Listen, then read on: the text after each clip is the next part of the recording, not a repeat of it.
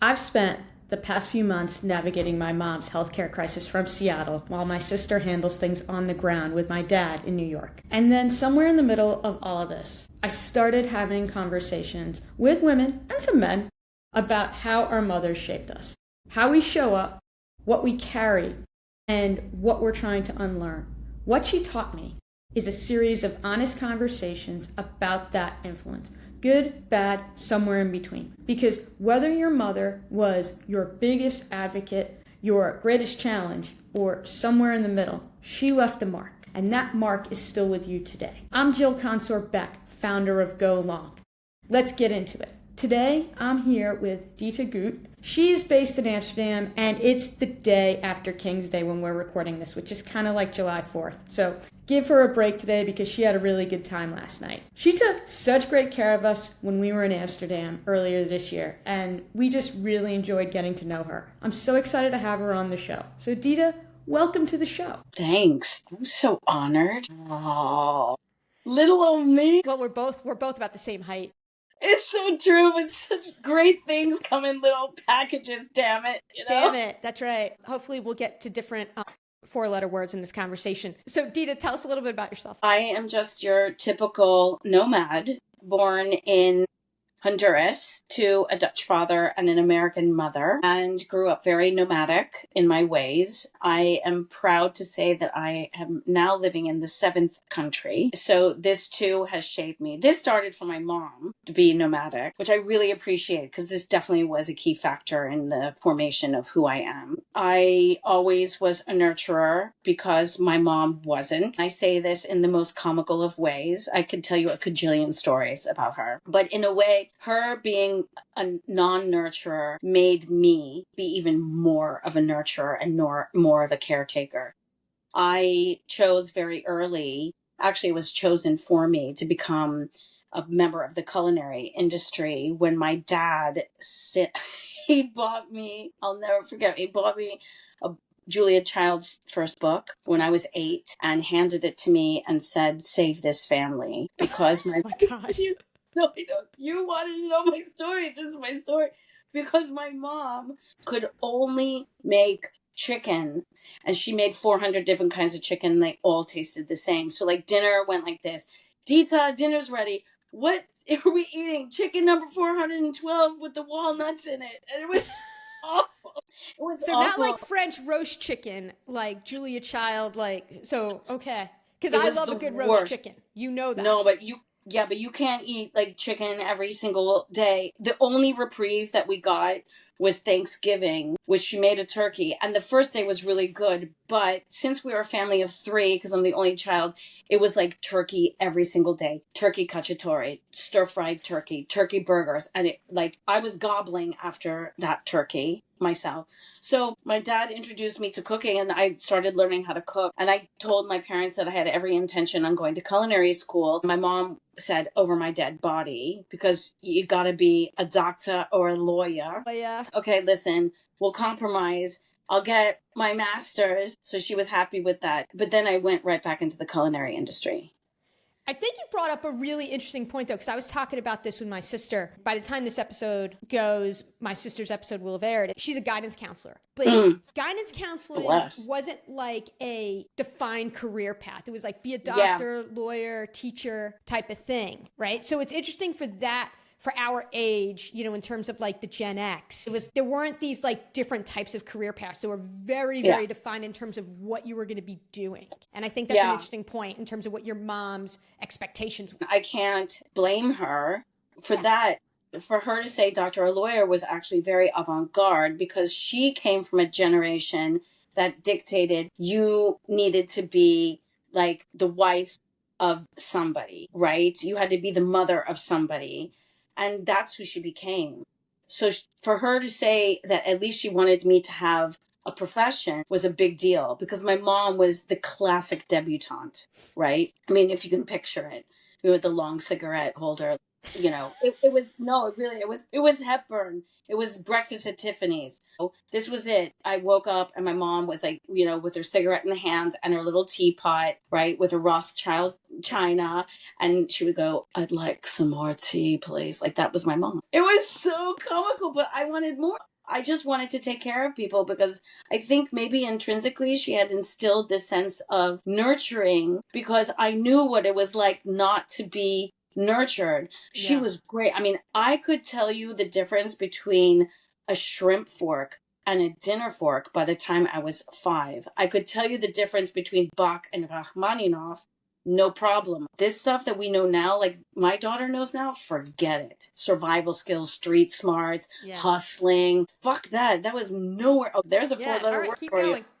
Yeah, We're good. that wasn't even like, that wasn't even an inkling in her instinct. That's how it started. And for me, the best way to nurture people was through the culinary arts. I was in the kitchens in New York in the 90s, only female. Yeah, I believe it. Like, me too, in that time meant, yeah, I'm going to go out and have a drink with you guys as well after service. Right? That toughened me up a lot. But it actually made me more of a nurturing manager because I knew what it was like at the other end, right? I think you could go one of two ways with that. Because, like, obviously, I was working in finance on Wall Street at that point in the 90s. And a lot of times, only woman in the room, junior, everything else, going out with the guys. I got dragged to my share of strip clubs. You could either, like, be more hardened and be like, this was hard for me and you're going to have to learn how to deal with it. Or you could sit there and take the tack of like, this sucks and I don't want you to have to go through this. Yeah, I took that. I took plan B. I was like, this sucks. This never should happen. Quite honestly, I'm glad it did happen to me because it really, you know what it garnered me? The balls. Yeah. That I needed. Actually, I would say the tits, not the balls, because you know what? Like, that's true. Yeah, you're right. Fuck that. Fuck that. You're right. Yeah, it gave me the tits. Although at my age right now, I don't know where there's left of them. But, I mean... Oh my God, this interview is going tits up, literally. It is literally going tits up. And we haven't even talked about the espresso martinis from yesterday. My God. Espresso martini slushy machine is the way to go. I'll send a link to anybody. I'm not even getting a promotional pay for this. It was so good. I think nothing good can happen when there's slushies mixed with espresso martinis and then they run out and then they decide to make another batch. Nothing good's going to come out of that. Yeah, no, it did. It brought out keen mixology skills from a consultant. That's what I'm telling you. But it's just so much fun. It's so much fun. I love hospitality. So now I've been working in hospitality for years. And my mentor at the time that I was in the kitchens really made an impact on me and said, you should quit the kitchen. You've got too much to give. You got to be in the front of the house. I was like, oh, okay. I never really considered that. And then I started being in the front of the house. And when I moved to Amsterdam, I was set out to open up my own wine bar. And there was this whole gentrification process that was going on in the red light district. And a lot of the windows were being shut down. I think you know about that. And I fought for 3 years to get this place open. And then, I'm kind of stubborn, in case you haven't noticed that, right? Determined. Oh yeah, determined. I am. But there's a fine line between determination and like Don Quixote. And, it was like those windmills were getting closer and closer. So I decided just to like make my own rules. And I started doing pop-ups. And I was one of the first ones to do it here. And everyone, in America, pop-ups are so, they're one in a million, right? But there was a new concept here. Everyone was telling me, oh my gosh, what are you doing? It's like verkachte. You're not going to make a success out of yourself. Well, lo and behold, I became known as like the pop-up queen. And then little by little, like that's when things started rolling. And I went from pop-up to catering company. And I opened up an underground secret members club. That was cool. The rabbit hole. What can happen when you go down the rabbit hole? A lot. Oh, I'm sure. A lot. Yeah. We had was it the type of place that like at 3:00 in the morning when you turned on the lights and you realized who you were making out with and you were like, oh, I went down the rabbit hole. No. That was bad. No. It wasn't that kind of club. Because we both have been to those kinds of clubs. I don't know what you're talking about. Okay. I'm sorry. I should have never mentioned it. Thank you, Roxy, for many. many memorable evenings. Oh, and Yeah. Discoteria, well, that was also a good one. In That London, was. we went to Long Island iced tea. Yeah. Yeah. That was bad. I one time at Long Island IT made a one night stand last 10 nights. And you're calling me dirty. Holy shit. I mean, that's a good outcome. That's a good outcome. Never underestimate a British dental hygienist. For the youngins out there. Tips for the youngins. All right, let's shift gears a little bit. I loved in your story how you were interspersing stuff about your mom and the influence and things that you deliberately decided to do differently. Like you were intentional about it and not taking a shot at your mom, but you're like, you know what? I want something different for myself and how I show up. How would you describe your relationship with your mom? It was rocky. For a really long time, I was very resentful towards her because I missed that nurturing element that I needed as a young woman. I really didn't have a mom that I could turn to, not for these things. For etiquette things and socialite things, I definitely could. And it served its purpose. You know, when you're coming up, you know, and you're in your 20s and early 30s, you know, you're really becoming a woman and there's a lot of stuff going on. I was like, you know, where are you? I can't call you and hearing you taking puffs out of your Marlboro Lights asking for more tea any longer, right?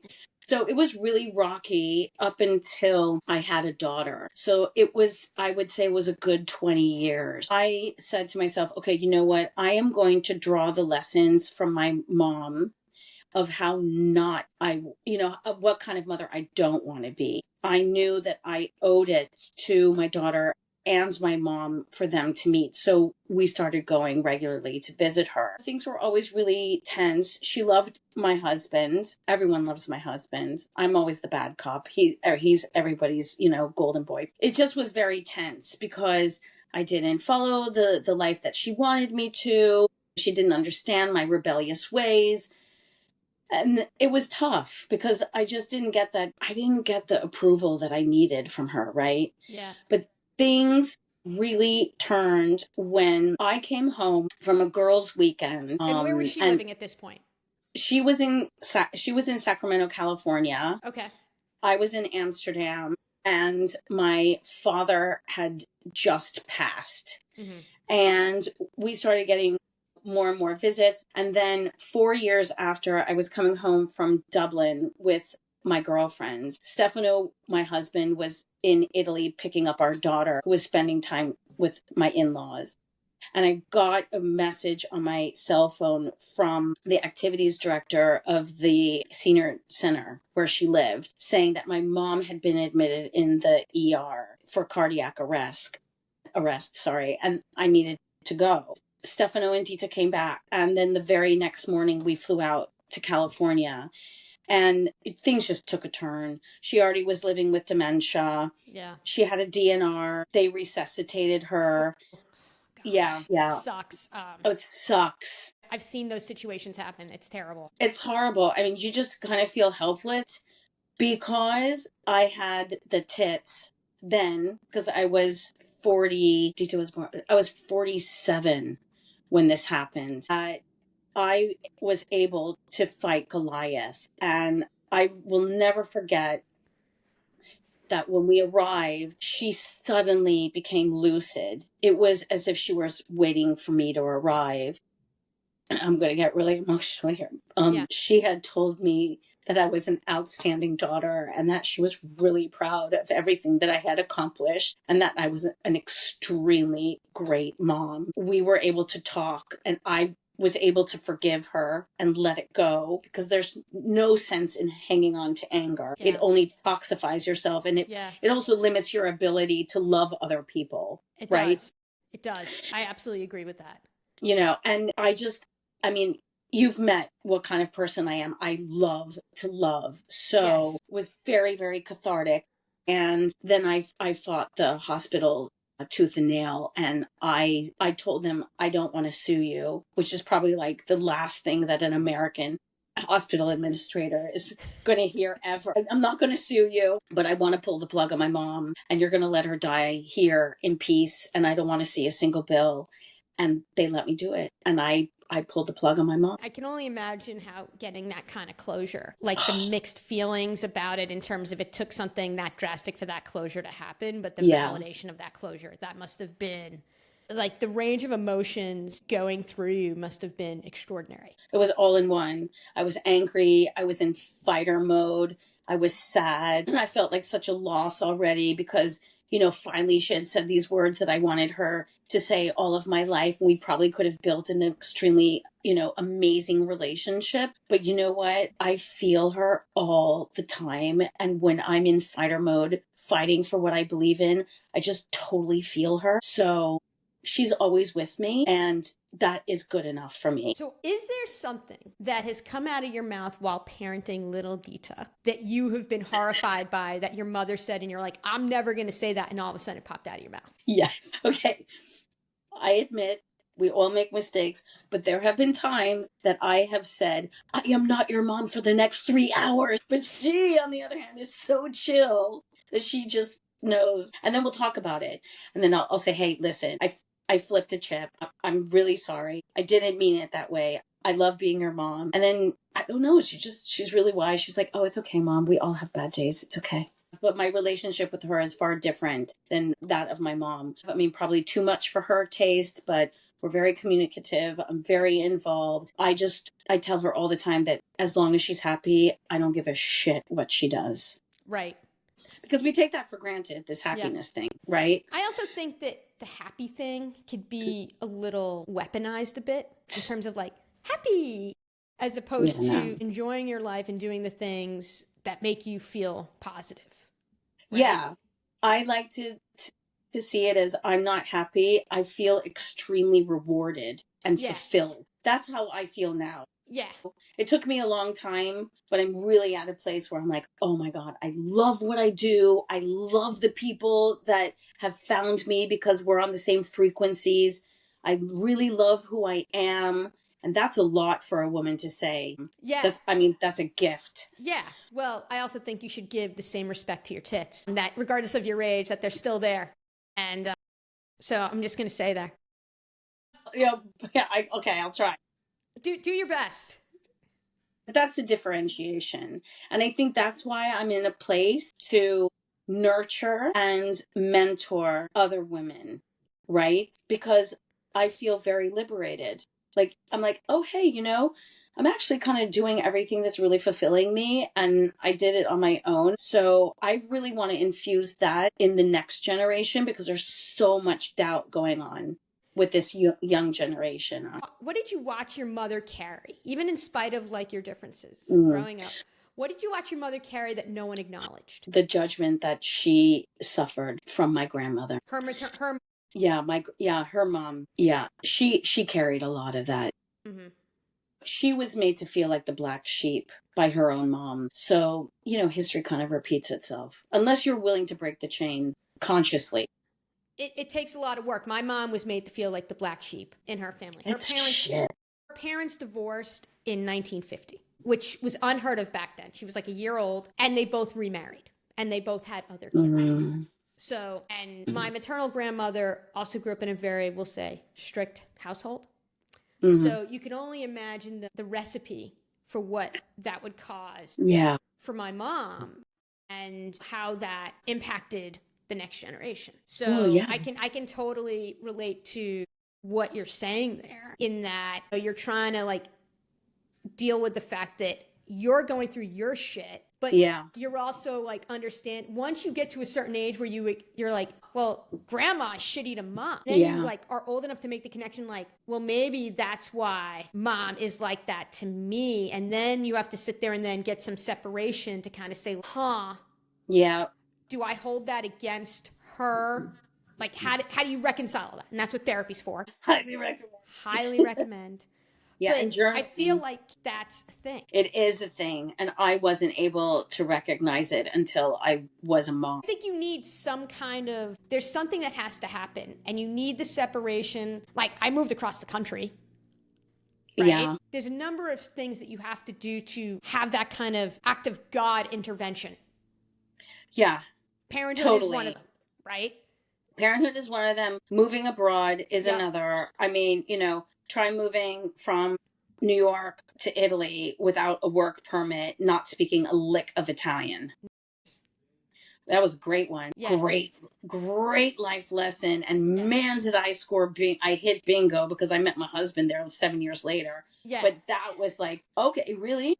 All right, let's put balls to the wall. Good luck in Rome. Yeah. Right? So that was another thing. Motherhood is another thing. Marriage is another thing, right? And then just recently, it was turning 50 5 years ago. Right. It's like, fuck yeah, I made it. Like, I love this age so much. Mm-hmm. Probably because I'm so immature, right? That's why we get along so well. Those are the very moments that are just so catalyst in your experience. And that's why, like, this nurturing thing, it comes out even more. Because when I see this young generation of these up and comers in the hospitality world, I was like, oh my God, I so was there. And it's not that I want to prevent them from making mistakes and learning from them, but I wish that I had me when I was their age. There's this thing I like to say, you can't deny the experiences that shape people, right? Have you thought about these repercussions? Yes. And that's the position I find myself in now, being a part of the Rosewood Foundation's program that you know about, where we took 11 women in the food and beverage industry and we're mentoring them. It's myself and a bunch of the other executives in Rosewood worldwide. These women are just stellar. I mean, leaps and bounds. We're teaching them how to think analytically and then taking that leap. Because taking the leap is fucking cool. Oh my God, so much fun. It's so much fun. I mean, who are we if we're not going to take risks, right? Right. My favorite boss in New York ever, wise man, once said to me, Dita, stagnation equals death. It's one of those things where you have to challenge yourself and you have to get comfortable with being uncomfortable. We talk about that. You've talked a little bit about how you're parenting little Dita. Now, you're parenting little Dita in a very major city, right? So it's not like the suburbs and everything else. There's a certain lifestyle. And there's a certain element of street smarts that you do have to develop because the park is not like the neighborhood park. The park is like this huge park where there's all sorts of crazy happening. Yeah, but it's really safe here, I have to say. Really safe. But on the same note, it's not that it's such a big city. It's a very populated city. Right. And so the per capita is very high. Good luck. Go get it. Bike. Like now she has to bike on her own in all kinds of busy, crazy streets for 30 minutes to get to school. Mm-hmm. And the first couple of times we took her. And the bike culture is crazy in Amsterdam. Okay, you explain this because for me it's normal, but you as a non-resident have to describe it. I mean, I think the thing is that you have to be hyper aware of all the cars and all the trucks. They're very narrow roads and there's a lot of unwritten rules. Yeah. You have to develop that confidence to handle yourself in situations where there's a lot of unwritten rules, which I think is a very good metaphor for life. Yeah, I agree. And that's why, it behooves us as parents and me as a mom to grant her as much independence as possible so that she grows up self-sufficient, confident, and strong. Because whether it's biking to school or making a decision that she's going to have to make at 18, right? Mm-hmm. Do I take this drug or not? Yeah. Or before then. Totally here. 15. What am I going to do? Be a helicopter mom and shelter her? No. All right. So one thing we haven't discussed yet, and we'll close it out after that, is your mom. Did she ever ask for help? Or did she think she had to do it all? When you were a kid, I mean, in terms of whatever she was struggling with, do you think that she ever asked like her friends or anything or no? No. She was very much a put on the perfect facade. Everything was okay. We don't have any problems. What about you? No, I did. I asked to go to therapy when I was in high school. Okay. And she was ashamed. Yeah. And we're talking the 80s. Yeah. And I asked. What about in terms now, not just with therapy, in terms of asking for help, whether it's with Stefano or even little Dita or your friends? How do you look at asking for help now? Easy. I have a wonderful, wonderful, close-knit group, very small, Yep. right? Because we don't, it's not quantity, it's quality. Yeah. And I have no trepidation in saying, you know what, I'm really going through a hard time. I need to vent, or I'm in this situation. I need your advice. No, I have no qualms. And Yeah. I'm very blessed. Do you Easy. think that influences little Dita in terms of like how she could show up and how she can kind of navigate some challenges? Yeah, because I'm showing her that asking for help is actually an act of strength, right? So, if she sees mommy reaching out, then, well, it's cool. Because, I mean, she doesn't think I'm cool, but she does think I'm a power woman, which is nice. You know what? She respects you. Yeah, she does. She doesn't want to be your best friend, but she respects you. Yeah, no, not. Which I think is actually I think that's like a great combination that. I'm fine with it.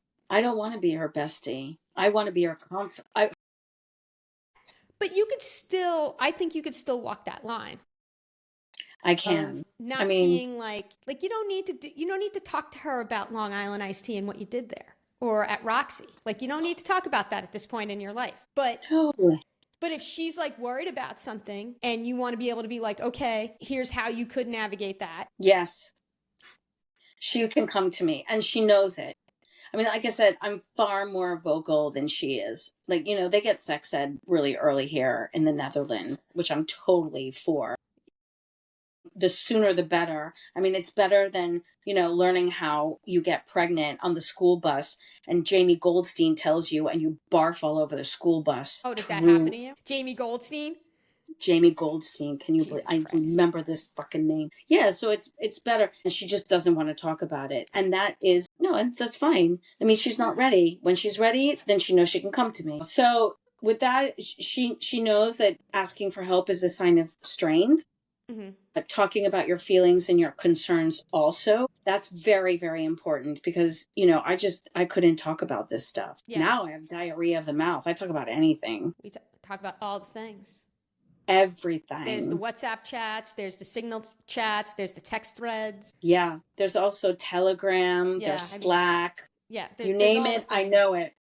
I gotta keep up with this young generation, girl. Yeah, it's crazy. All right, wrapping up. Is there anything you want people to take away from your story, particularly someone who's like navigating something challenging right now? Yeah. Always listen to your inner barometer. It is never wrong, ever. Don't deny your voice to come out, ever, right? And it may not be the right decision for you, but it was your decision. So you need to empower yourself by taking it. I love that. Thanks. I love that. All right, we're going to wrap this episode up of What She Taught Me. Dita, this was so much fun, and Thanks. I really have enjoyed this conversation. There's a lot of laughter here, and laughter's good for the soul.